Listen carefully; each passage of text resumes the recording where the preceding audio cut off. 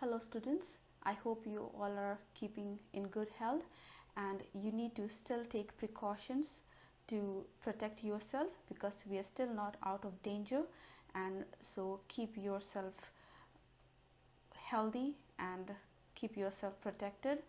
So today in commerce class we'll be learning the new chapter, and the title of the chapter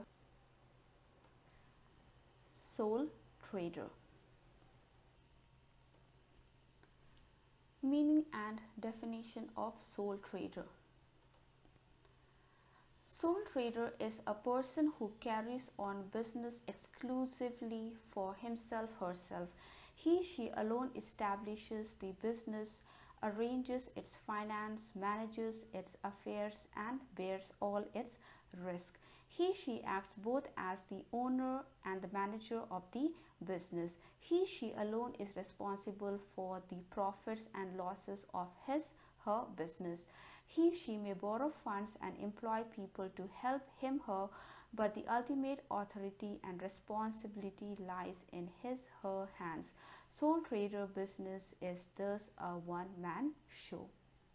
So the sole trader business is exclusively carried on by a single person, and he/she, they alone establish or set up the business, arrange for the finance, manage and control the business, and bear all the risk, and they're responsible for both profit and losses. They may either borrow funds from outside to start up the business, and they can even employ people to help them in the business, but the ultimate ownership and the authority lies in the hands of the sole trader. So that's why the sole trader business is called as a one-man show. So if you will have to explain about the one-man show, you can write these features of the sole trader in your answer. Now let us look into some popular definitions of sole trader. I have picked up few definitions from the definitions given in your book. The individual proprietorship is the form of business organization at the head of which stands an individual as one who is responsible, who directs its operations, and who alone runs the risk of failure. This definition is given by L.H. Haney. So L.H. Haney, he defines individual proprietorship as a form of business where a single head stands, a single individual stands as a head of a business, who is responsible for the business, who directs the business, and who runs the business at his or her own risk. Second definition, sole proprietorship is a form of business where the individual proprietorship is the supreme judge of all matters pertaining to his business. Kimball and Kimball. So Kimball and Kimball, they define sole proprietorship as a form of business where the supreme judge of all matters is with the individual person. Number 3, sole proprietorship is that form of business ownership which is owned and controlled by a single individual.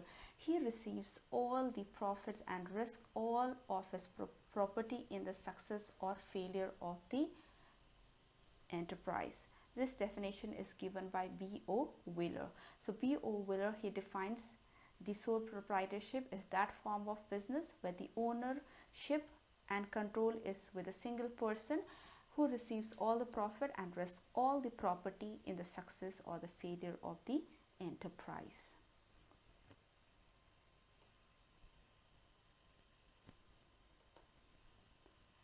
Characteristics of sole trader. The first one is single ownership. By the word sole itself, we can understand it means single. A sole proprietorship is wholly owned by one individual. The individual supplies the total capital from his/her own wealth or from both borrowed funds. So the sole proprietorship is wholly and completely owned by one individual, and that one individual supplies the total capital or investment in his or her business from his or her own wealth or from borrowed funds. And so the first characteristics is the sole trader is about a single ownership. Number 2, one man control. The proprietor alone takes all the decisions pertaining to business. She is not required to consult anybody. Ownership and management are vested in the same person. Some persons may be employed to help the owner, but ultimate control lies with him, her. So here in the sole trader, it is all in the hands of one man control. All the decisions relating to the business is being taken by that single individual owner, and they do not require to consult anybody. They can employ some person to help them in the business, but the ultimate control and the ownership lies with that one man or the sole trader. The ownership and the management is vested or is there in the same person. Number 3, no legal entity. A sole proprietorship has no legal identity separate from that of its owner. The law makes no distinction between the proprietor and his business. The business and the owner exist together. If the owner dies or becomes insolvent, the business is dissolved. Business and the proprietor are one and the same. So there is no legal entity or no legal identity. Like you have a separate identity of what you are. So here the sole proprietorship, what we can say, the business and the owner, they are one. There is nothing to distinct or to make a difference between the proprietor and the business. Why? Because when the owner dies or when the owner becomes insolvent, have no money to further run the business, automatically the business will dissolve or business will shut down. So the business identity is all dependent on the identity of the owner of the business. So the business does not have a separate identity. Number 4, unlimited liability. The proprietor is personally liable for all the debts of the business. In case of assets are insufficient to meet its debts, the personal property of the proprietor can be attached. So here we know the meaning of liability. We have learned in accounting class, liability is what the business owes to others. So here, since there is a individual owner in the sole proprietor, the liability or the debts that is for the business, if to clear the debts, if the funds or the assets are insufficient, even the personal properties can be taken to clear the debts. So the liabilities are unlimited.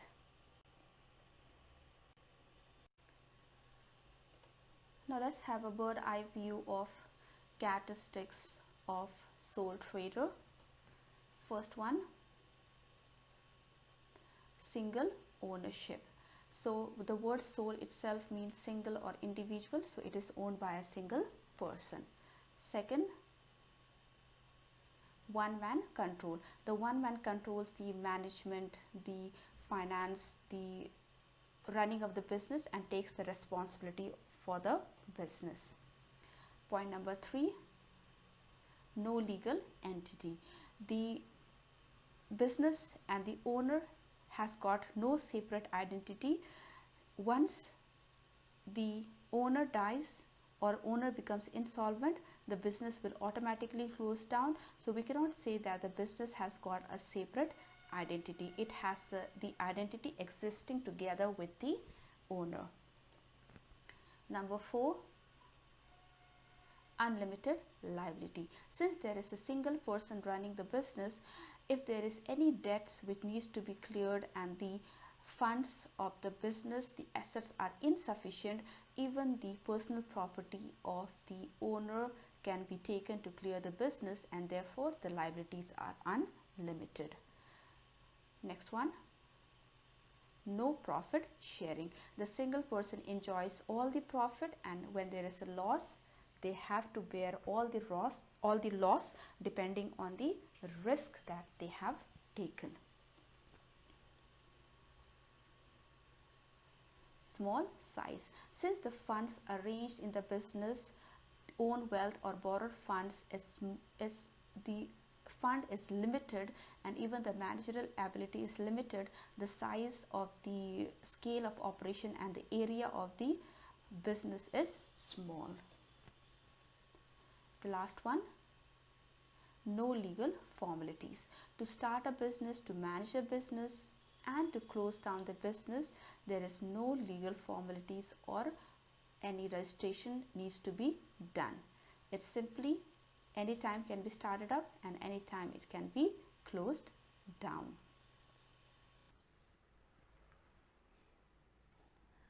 Formation of sole trader business. Sole trader business is started by the initiative of a single person. He prepares the blueprint of the business and arranges the necessary finance. No legal formalities are required in the formation of sole proprietorship. So the formation or the startup of the sole trader business is very easy. There is no need of any legal formalities like any registration needs to be done. Only the single person just have to take initiative or decide to start a business and prepare the blueprint of what will be the business and how much finance will be necessary, and after arranging the finance can start up a sole trader business. Any individual can start a business whenever and wherever he likes. However, the sole trader must be person competent to enter into a contract. So any individual can start the business, whoever has the finance ready or whoever takes the initiative or plans to start the business whenever or wherever they like, they can start a sole trader business. But the only thing is that the sole trader must be person competent. Person competent means all round knowledge about the business that they decide about the business. They should have a all round knowledge about that business before starting the business or before entering into the contract. Entering into the contract here means that before you start the business, you should know everything about what business you are about to do, and you should have a complete knowledge about that business. For example, if you want to start a business where you maintain the accounts of the other company and help them to know their revenue and income and help them to file their tax return. So until unless you are not knowledgeable in the accounting ground, you cannot start that business. If you want to start a business of catering service like arranging parties and arranging meetings for the company personals, until unless you do not have a knowledge about how to do that business, you won't be able to do that business properly. So the sole trader, they need to be person competent, means they need to have all round knowledge about the business that they want to start. The business to be carried must be allowed by the law. In some cases, a license from the competent authorities may be needed for starting the business. For example, a person to start a chemist shop is expected to get a license from the local government. So even though it does not require any legal formalities to form sole trader business, yet it has to be under the law. They have to function under the law. Like in some cases where drugs and chemicals are being used, like in chemist shop, the license is needed, which they have to take from the authorities, the competent authority or the authority who is eligible to give them the license. Even in the wine shop, and there are many places where to sell those goods the license is important, and this license they can get from their local government.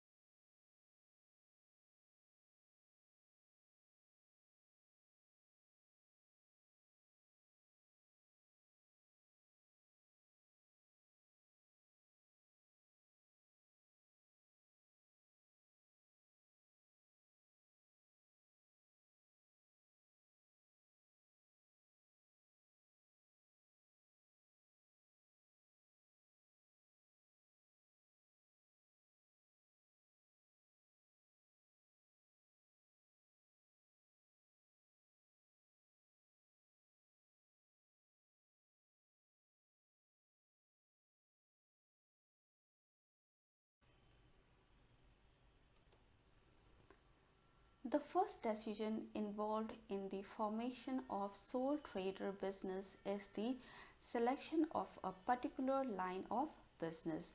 This decision depends upon the demand potential of a product, the availability of necessary resources, and the scope of earning profits. So, the first decision that you need to require to form a sole trader is to select what is the line of business you need to start up. It all depends on the demand potential of that product in your area and the resources to make those products, how easily it is available, and what is the scope of earning profit. The selection for important site is another important decision. The requirements of customers and the nearness of market should be considered. The size and scale of operation have also to be considered. So the second point that needs to be considered is the site, or where you should start up a business. What are the requirements of the customers and how close you are from the market to provide the goods to the market according to their requirements. And even the size and scale of operation is also important to be taken as consideration in your decision. Sole trader business can be closed at any time without legal formalities. The proprietor has simply to settle the claims of her creditors and wind up the business. So at the time of closing the business, if the sole trader wants to close down the business, there is no legal formality or any legal steps to be taken. Simply they have to settle all the dues or the debts that they have taken from the creditors or the banks or any liabilities, and then they can wind up and they can close up the business. Well, if you know, the big business like Amazon, Flipkart, all these business started as a sole proprietor business.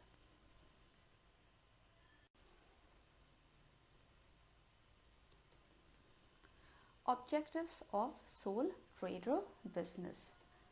The first one, to create self-employment. Sole trader business helps people to create work for themselves. Instead of looking for a job outside, a person can start her small business. So what is the objective, or what is the necessity of a sole trader business? The first one is to create self-employment. If you don't want to work for others, still you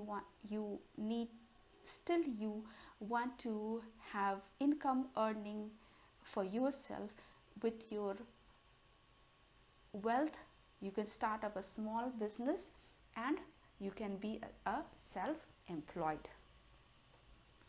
Second, to utilize funds. A person having surplus funds may start sole proprietorship to make productive use of her funds. If funds are small and not enough for big business, it is better to set up a small business instead of keeping the funds idle.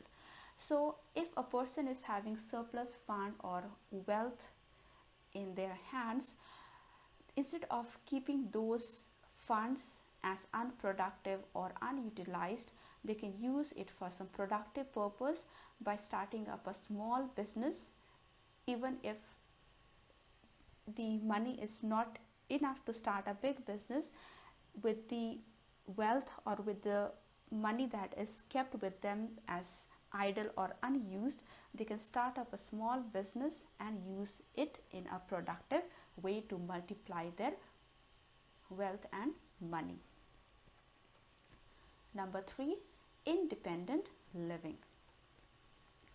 Sole trader business provides opportunities for an independent and honorable living. A sole trader is her own master and free to take all decision. So if you want to have an independent living without anybody interfering in your working, the sole trader business is a very good opportunity to have an independent and honorable living, because you are the own master of your business who is free to take decision and control the business. You don't need to contact anybody for the decision, or no one will interfere in your decision. So you can have an independent living.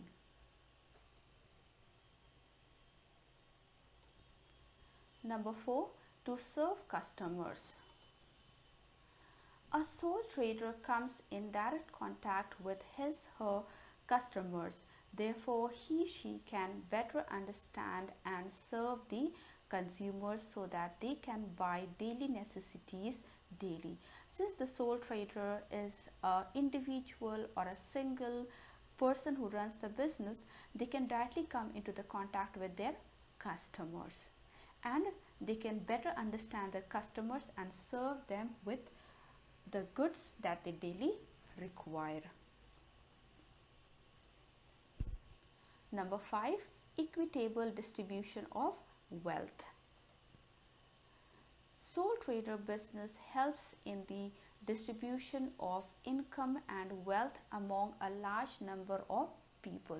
It avoids monopoly and concentration of wealth in few hands. So we know that the distribution of income and wealth becomes unequal when the source of earning income goes into the hands of few people. But here, since the sole trader can start up a business with the small amount of funds or money that they have, or the wealth that they have, so when the sole trader helps them to start a business even with limited funds, they can have an income earning opportunities, and the distribution of income and wealth can be distributed among large number of people, which can make it a equitable distribution of wealth. And it can even avoid monopoly. Monopoly means single seller. Now don't get confused between the sole trader and monopoly. Sole trader is an individual who runs the business, and monopoly is the single seller who controls the whole market. So here, since there are large number of sole traders who can start their business with small amount of limited funds, so since there are many businessmen in the market, the single seller cannot control the business, or there can be no monopoly or single person or single seller to control the business, because one person cannot affect the market where there are large number of sellers. And since the sole trader gives opportunity to earn income, the concentration of wealth will not be in the few hands. It will be distributed equally among large number of people. Number 6, feeder to large business. Sole proprietorship firms are usually small in size. These units provide ancillary service to big firms. So sole proprietorship are usually small in size, but they provide inputs they supply ancillary goods to the big firms, like leather goods to the automobile manufacturing companies, or the nut bolts, or the different types of small requirements that is required to make the vehicle or the automobile. So these small proprietorship or small firms, they work in small size, but they provide the ancillary goods to the big firms. Now let us look again into the objectives of sole trader business. To create self-employment, to utilize funds, independent living, to serve customers, equitable distribution of wealth, and lastly, feeder. Thank you for